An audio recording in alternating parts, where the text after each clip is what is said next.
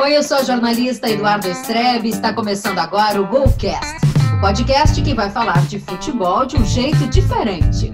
Marketing, negócios, comunicação, preparação de atletas, histórias e personagens do mundo do futebol. Tudo isso e muito mais você confere agora, aqui com a gente.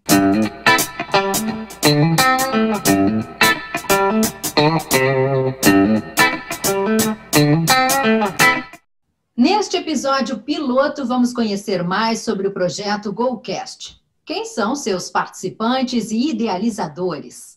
Eu começo então me apresentando, eu sou a jornalista Eduarda Strebe e por 20 anos trabalhei como repórter e apresentadora da RBS TV, Sport TV e TV Globo. Há 5 anos sou diretora da Duda Strebe Comunicação, uma empresa de consultoria e assessoria de conteúdo e eventos.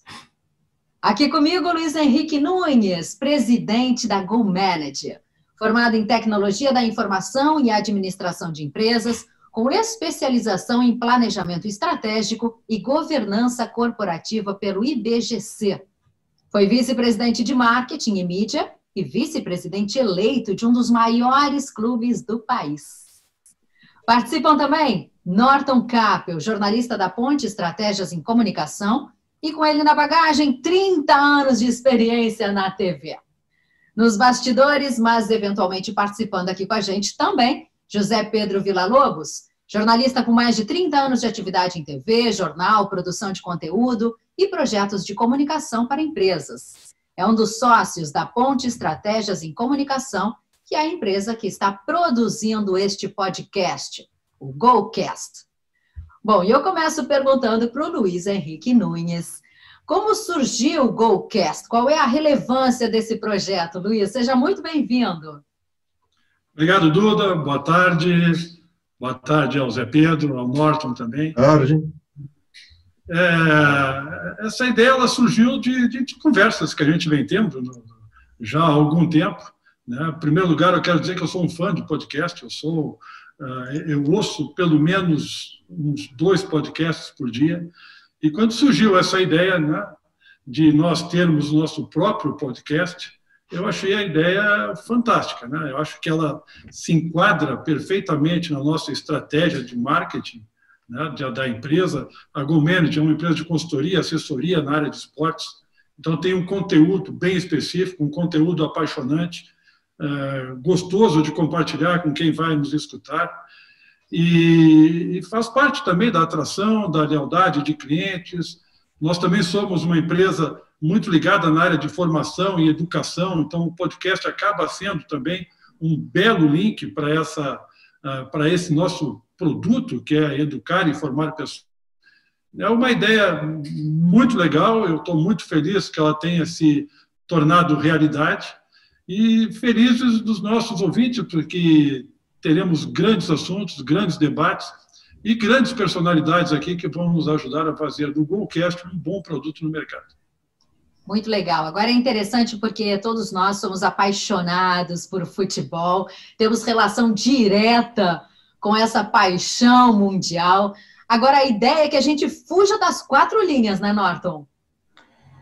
Exatamente, Eduarda. A grande sacada, eu acho que vai ter o GoCast é dar uma visão para o negócio futebol. A gente precisa canalizar toda essa paixão, toda essa emoção, tudo que a gente vive nos 90 minutos, que eles se traduzam em coisas que beneficiem quem faz esse espetáculo, quem faz essa indústria. E ela precisa cada vez mais de profissionalismo, de conhecimento e de ajuda. E como o Luiz falou, esse é um dos pilares do próprio projeto da Go. Então, fazer essa conexão entre esse mundo de paixão, mas com esse mundo da razão que o futebol necessita, e nós vivemos uma cada vez mais necessidade de que isso seja tornado viável para clubes e para torcedores, para que haja essa conexão, que a gente acredita que vai poder fazer boas e importantes discussões nesse meio.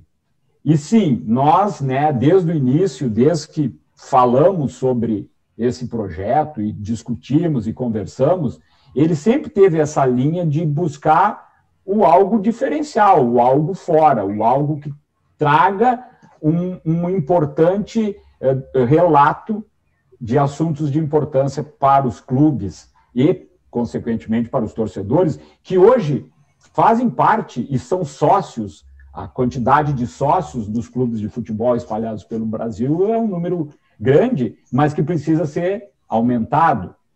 E tudo isso é que a gente quer fazer, tudo isso que a gente quer proporcionar, tudo isso que a gente acredita que é possível com o nosso conhecimento, com aquilo que a gente traz na experiência, com a nossa vivência na relação com o futebol e com os convidados, né? Certamente serão os convidados que vão fazer e vão dar peso a isso que a gente quer discutir. Então, para iniciar essa conversa, eu vejo muito por esse ângulo e essa importância que tem cada vez mais se discutir o futebol como algo profissional e totalmente ligado ao mundo atual, um mundo completamente diferente do que foi há um ano. É isso, esse é o desafio. Baita desafio. E Zé Pedro, vocês já pensaram em alguns temas que podem ser abordados aqui? A nossa intenção é mostrar coisas interessantes, coisas relevantes, ideias, coisas criativas que estão surgindo nesse entorno, seja no marketing, seja na comunicação, seja nas ações individuais dos clubes. A gente vê tanta coisa legal nas redes sociais, né? A forma como os clubes se comunicam hoje em dia, os clubes europeus em especial, eles sabem se comunicar muito bem, com muito profissionalismo, com qualidade estética, mas eles falam direto para a emoção do torcedor. E isso é uma coisa que a gente não pode perder de vista. Esse negócio todo, ele só tem esse tamanho porque ele tem muita emoção, muita paixão envolvida, né? E eu acho que é isso que nós queremos trazer para cá. Nós queremos falar disso, nós queremos falar de negócios, da perspectiva business do futebol, mas sem nunca desconectar do que faz com que milhões de pessoas no mundo tenham esse sentimento tão forte por esse esporte que é tão legal, tão empolgante, tão bonito, tão emocionante. Muito em função aí, muito dentro dessa conexão que vocês trazem, Zé Pedro, Norton. Eu acho interessante o slogan da GoManage, que acho que resume um pouco do que a gente está falando, né? A paixão e o conhecimento que gera o resultado. Eu acho muito interessante, transformamos paixão e conhecimento em resultados. Acho que isso diz muita coisa, né, Luiz Henrique? Eu ia falar exatamente disso, né? Ia chamar atenção para esse slogan, que eu acho que é muito feliz. Porque o futebol, né, como o Zé falou, é um negócio, sem dúvida. Né? Norton também falou da questão de é grande o número de sócios, mas nós precisamos aumentar isso. Então, quando a gente fala de conhecimento, de certa forma, nós estamos falando de profissionalização. O futebol fora de campo, ele é vital para que o futebol dentro de campo seja bem jogado. Né? Um time só se sustenta competitivo e ganhando títulos quando fora de campo o clube é forte. Né? Eventualmente, nós podemos ter um time vencedor num clube que não esteja muito bem estruturado. Mas isso é aquilo que a gente fala, é quando o time deu liga, né, tem um bom elenco, ali o time deu uma encaixada e a coisa vai bem. Mas nós não teremos isso a longo prazo se o clube não for forte. Então, para nós, é fundamental o desenvolvimento de conhecimento, de profissionalismo, de inovação, de trazer coisas novas para o clube. Mas lembrando, né, para os clubes, mas lembrando que esse negócio do futebol ele tem uma característica diferente das demais, que é a paixão do torcedor. Né? Que empresa tem um universo enorme de clientes absolutamente fiéis. O torcedor ele fica bravo, ele vai, ele xinga, ele rasga a carteirinha de sócios, mas ele é fiel, ele continua sendo cliente daquela empresa. Então, é para esse cliente que nós temos, muitas vezes, ou na maioria das vezes, né, de criar ações e pensar em torno dele. Porque é ele que nos dá sustentação, é ele que nos pode trazer receita, é um universo de coisas que a gente tem que fazer para que o sócio e o torcedor se sintam protagonistas, se sintam fazendo parte da história do clube, trazendo ideias para o clube, participando da vida do clube e não só no dia do jogo e na arquibancada. Então, é fundamental essa questão da ligação do conhecimento, do aproveitamento desta paixão para que os dois juntos possam produzir o que a gente diz no slogan, que é resultado. Nós tivemos um exemplo muito forte agora durante essa pandemia, porque a bola parou e o negócio futebol parou junto. Será que não seria a hora também de pensarmos em alternativas, de que maneira os clubes conseguem encarar crises e situações adversas como essa de outra forma? Eu até ia colocar, Eduardo, um ponto a respeito dos assuntos, né? Tu traz algo muito, muito concreto, em que há uma nítida realidade em que os clubes não estavam preparados. Os clubes já sofriam, né, no geral, com uma situação de desconexão com esse mundo mais tecnológico, moderno e profissional. E aí houve essa pandemia e realmente parece que criou um fosso. Poucos conseguiram superar de forma tranquila o momento. Tem alguns exemplos, mas, enfim, na maioria se estabeleceu o desespero, praticamente, né? O caos. E nós temos situações dramáticas. Hoje, no Rio Grande do Sul, a Série B do Rio Grande do Sul não voltou a jogar, gente desempregada, clube fechado, realmente coisas inimagináveis. Então, esse é um dos aspectos importantes que tu traz, né? Como os clubes estavam, e na maioria e grande maioria, não estavam preparados para o que aconteceu. E outro aspecto que eu queria trazer também é que, no momento, o futebol brasileiro, ele vive algumas discussões fundamentais para o seu futuro. Televisão, negócio de televisão, questão do clube SA, clube empresa. Então, tem muito assunto hoje na pauta que vai impactar no futuro disso que nós estamos falando aqui, né? Dessa relação, dessa profissionalização. E é isso tudo, esses temas todos, que, como disse o Luiz muito bem, tornam um time lá dentro de campo vencedor, é que a gente quer buscar para discutir. Quer trazer pessoas, quer trazer especialistas que ajudem aos clubes e aos sócios e aos torcedores a entender que realidade é essa. Porque essas são decisões vitais para o futuro. Um clube se transformar em empresa, um clube assinar um contrato de TV com A, B, C, ou fazer a sua própria TV, o que isso impacta, a mudança no formato. Tem uma série de coisas acontecendo em que é um terreno bastante duvidoso. Então, ajudar e participar dessa construção e dessa discussão, que é um dos principais objetivos, né? Falando agora sobre o Goalcast e o que ele pode trazer de discussões e pautas, né? Claro que tudo isso vai voltar para dentro do jogo, mas o nosso entorno e a discussão do entorno é o que nós vamos estar focados. Pois muita gente foi pega de surpresa, logicamente, ninguém imaginava o tamanho dessa pandemia, o tempo que duraria. Agora, os clubes deveriam estar melhor preparados? Luiz? Duda, eu acho que nenhum segmento da sociedade estava preparado para uma pandemia, né? Tanto é que se viu que houve necessidade de que uma ajuda de governos, de vários setores, não só para as empresas, como para as pessoas.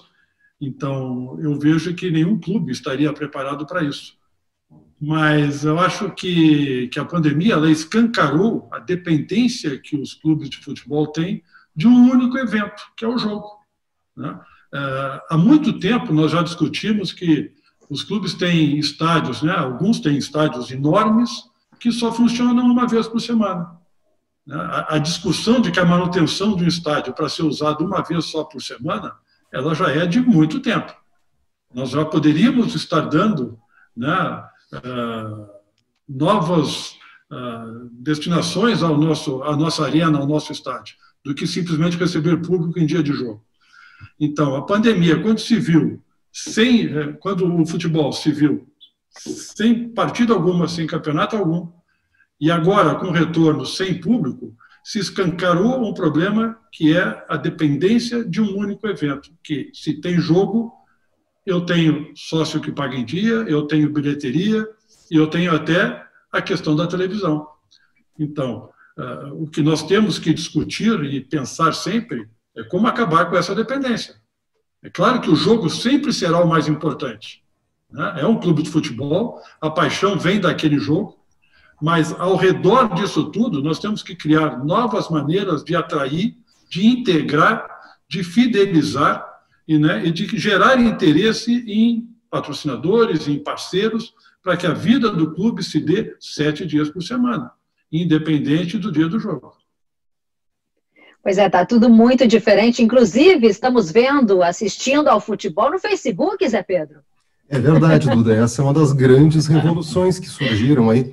Para desespero de alguns, desculpe, para desespero de alguns. Sem dúvida. O futebol pelo Facebook já vem até do ano passado, né? Só que está se aprimorando cada vez mais e esse ano agora ganhou força aí com diversas competições baseadas não só no Facebook, né? Em formas alternativas de transmissão, de broadcast, né? Que não apenas as redes, que não apenas o modo tradicional de se assistir pela televisão, né, pela televisão tradicional. Mas eu queria chamar a atenção para um ponto também, um aspecto do que o Luiz acabou de falar, sobre esse aprender a movimentar o universo futebol, quando não se tem necessariamente o produto principal, né, é o não ficar refém apenas do jogo, da partida, dos 90 minutos. E aqui no Brasil, em especial, eu acho que tão impressionante quanto o dinheiro que se gera com esse esporte é o dinheiro que se deixa de ganhar com esse esporte por uma série de questões de falta de planejamento, de falta de visão de marketing e de show. Nós que somos profissionais oriundos de televisão, a gente tem muito clara essa questão do show. A informação, o produto, ele tem que ter, sim, as suas características específicas, mas ele tem que ser muito bem embalado, ele tem que ter todo um entorno que seja de chamada, hoje em dia a repercussão em redes sociais, a interação com o público.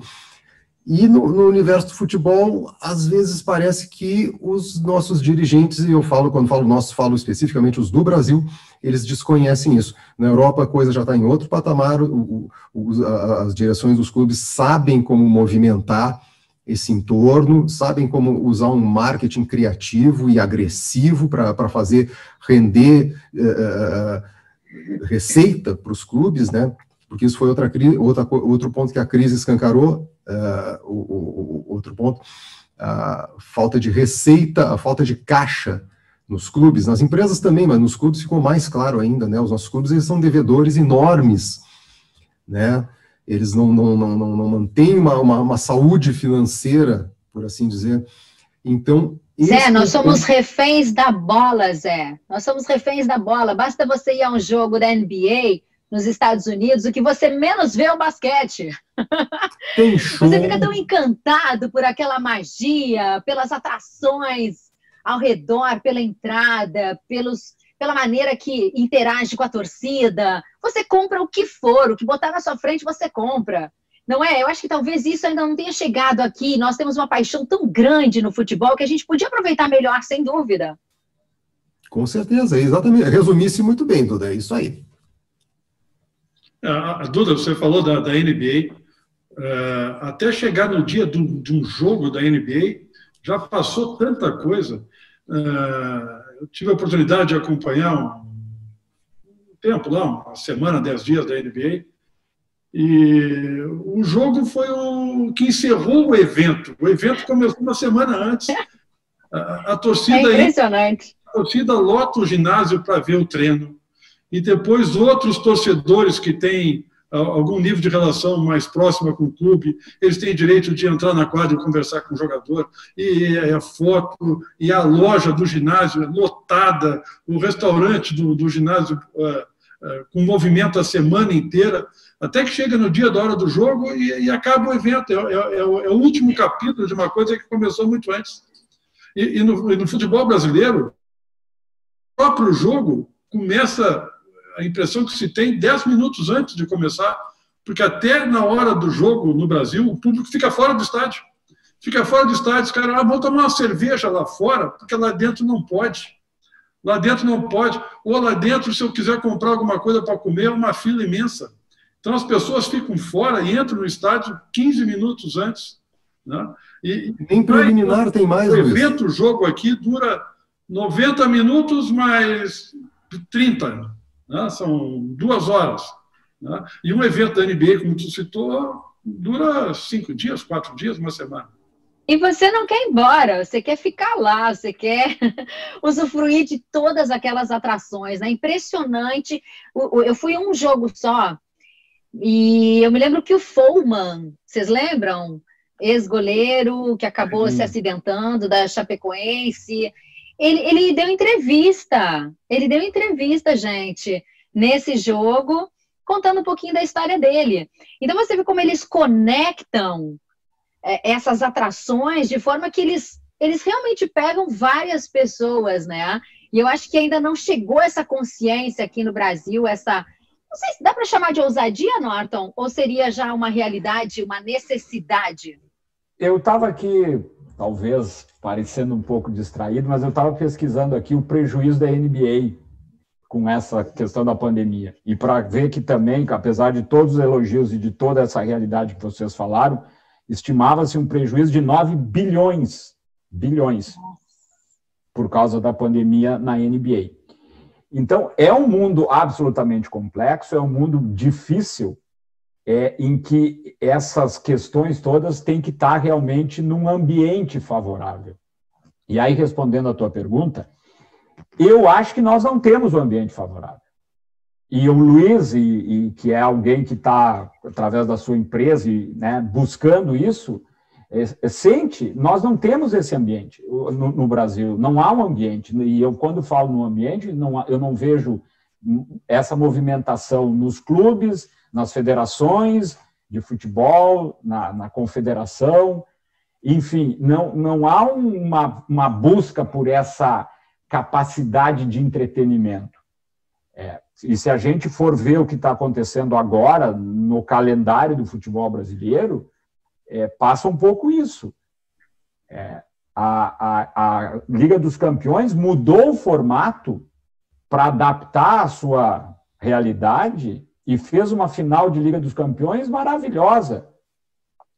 Aqui não aconteceu nada, né? O calendário do futebol brasileiro ele foi simplesmente comprimido e estendido.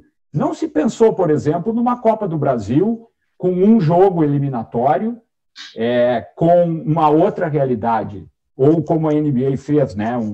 Lá fez uma bolha, como a Europa levou todos os jogos para Lisboa.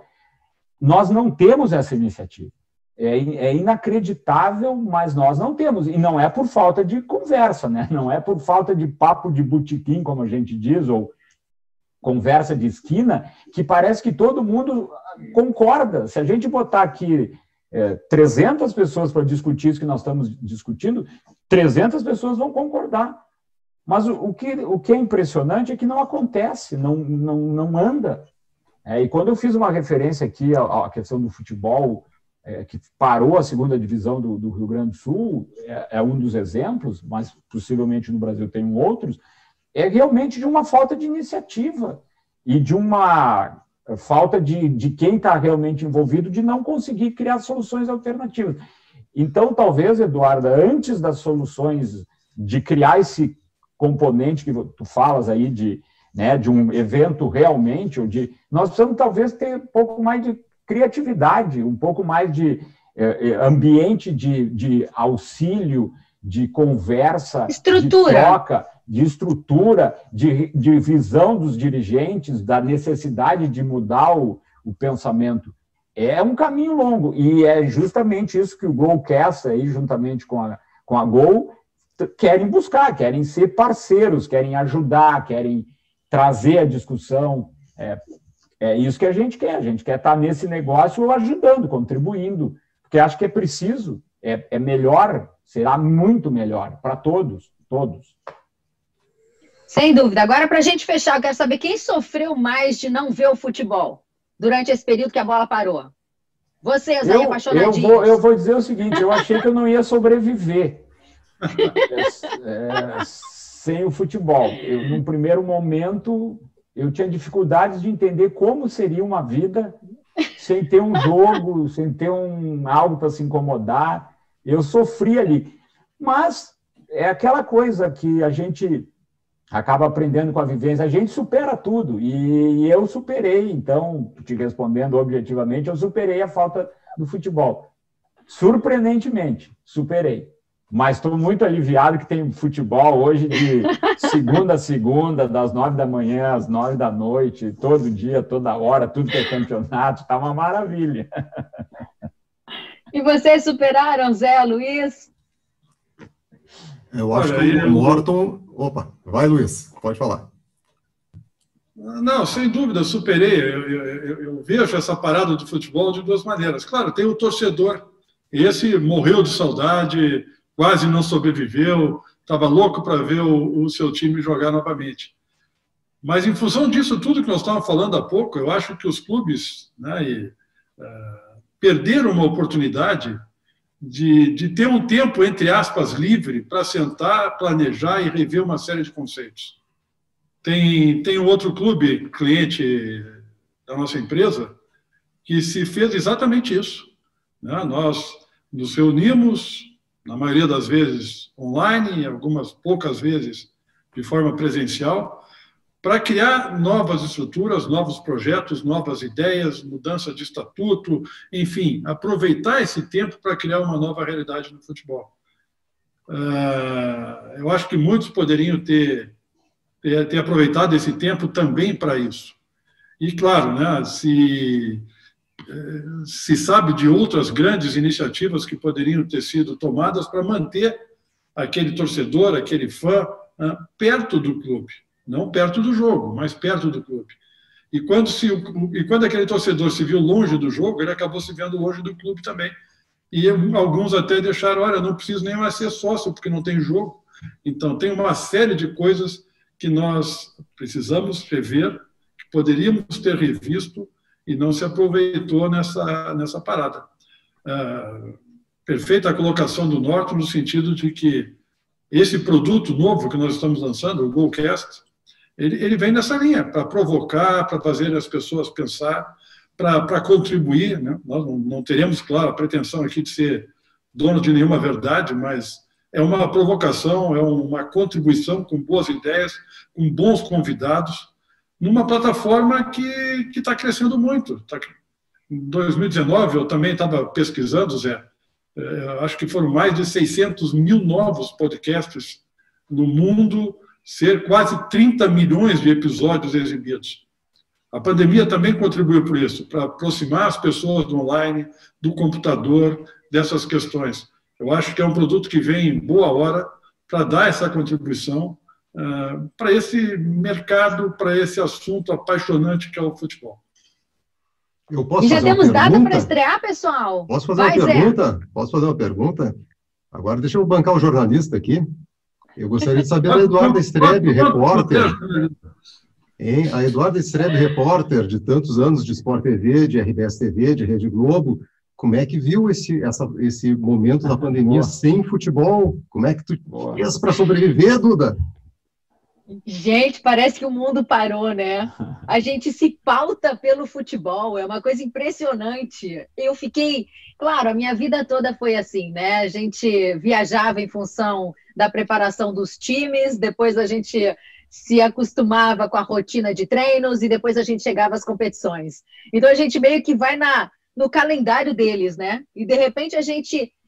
eu não estou mais nesse calendário, hoje não sou mais repórter de esportes, mas aí me tiram o futebol, agora que eu sou torcedora, também não vale, gente.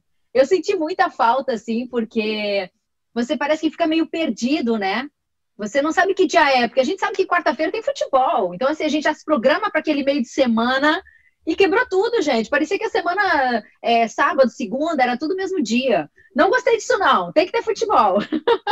E tô gostando muito da gente levantar essa bola, né? Porque tem tanta coisa que a gente... nessa nossa vivência, observa que podia ser melhor, que a gente poderia contribuir, que a gente está sentindo falta. Se a gente puder levar um pouquinho além da bola, esse nosso programa aqui, já vai ser tão legal contar com a expertise de vocês, com essa trajetória, com essa paixão nossa que nos une, essa paixão pelo futebol. Acho que vai ser muito bacana, gente. Estou muito feliz de participar desse projeto aqui com vocês, viu? Muito legal, gente. Até o próximo GoCast. Um beijo para vocês e a gente se vê.